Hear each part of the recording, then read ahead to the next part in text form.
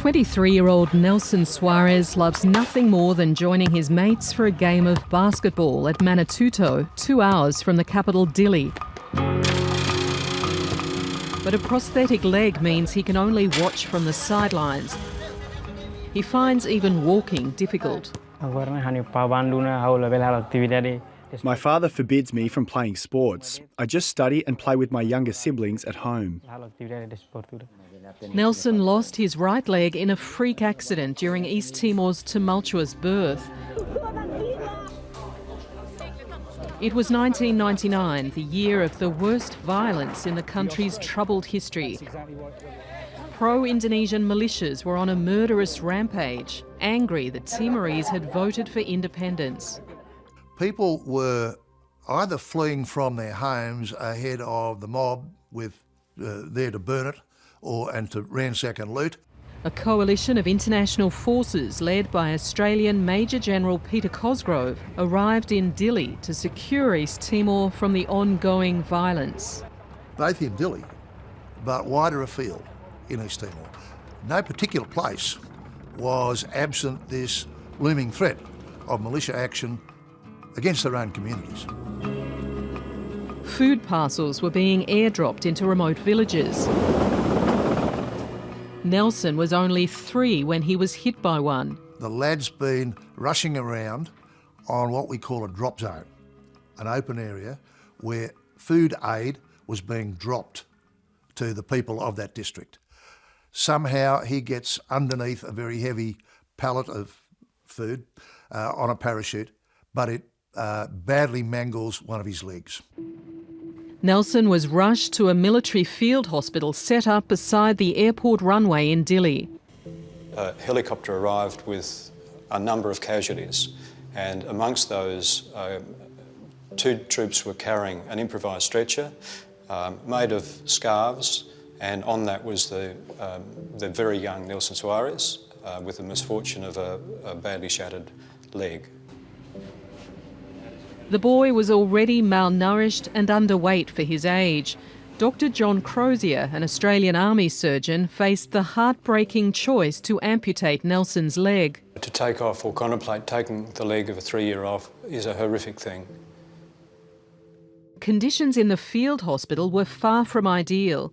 We were operating in a tented facility hard up against the runway, an apron where the aircraft would still have their engines on as they discharged cargo and reloaded.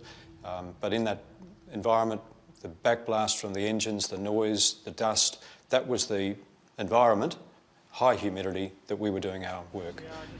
But there was no choice if he wanted to keep the boy alive. If we don't do surgeries like this, lives are lost.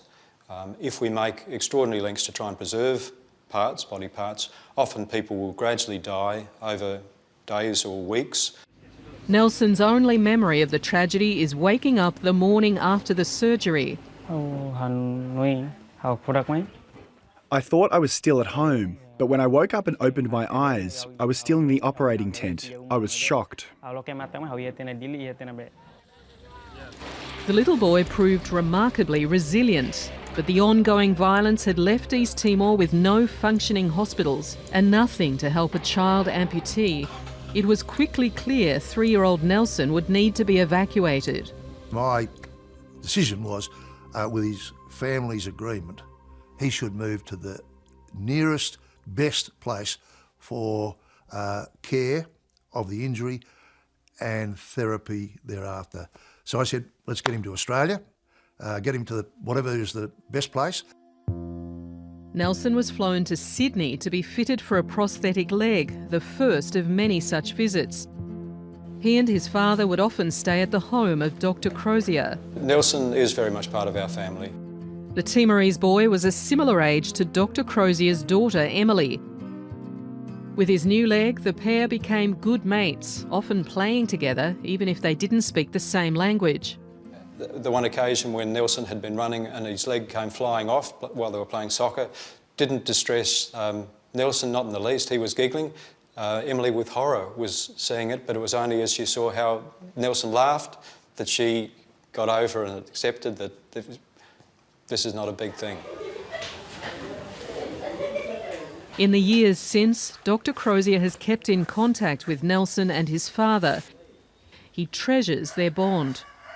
To still have contact 20 years after an amputation is an extraordinary privilege. And it's a wonderful thing to see what was a scrawny 3-year-old, malnourished, horrifically injured, now a vital, well-muscled man, as freely mobile as other adults around him, on 2 legs now. Life hasn't been easy though for Nelson. At 23, he's returned to school after years of medical care disrupted his education. If I force myself to walk to school and return from school, I have to miss 2 to 3 days because my legs hurt. I can't afford to walk too far.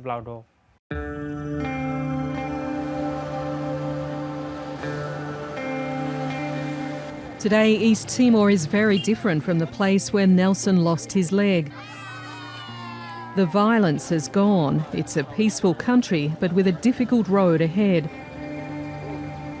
And the man who was instrumental in saving Nelson's life has returned to Dili for the anniversary of the peacekeeping mission he led in 1999. There to greet him was Nelson Soares. I remember you when you were very small. And to see you now makes my heart sing. Today I see you as a grown man and with ambition and a bright future.